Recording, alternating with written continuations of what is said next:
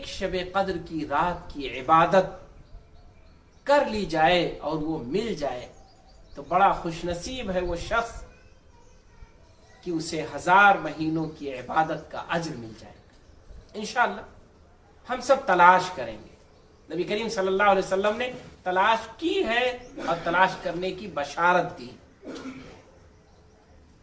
نبی کریم صلی اللہ علیہ وسلم کے اصحاب شب قدر کی راتوں کو جاگا کرتے تھے۔ ہم شب قدر کی راتوں میں کیا کریں؟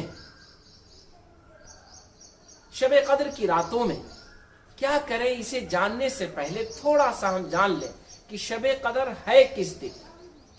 صحابہ کرام نے خصوصاً حضرت عبداللہ ابن عباس رضی اللہ تعالیٰ عنہ سے بعض روایتیں آتی ہیں کہ انہوں نے 27 کے بارے میں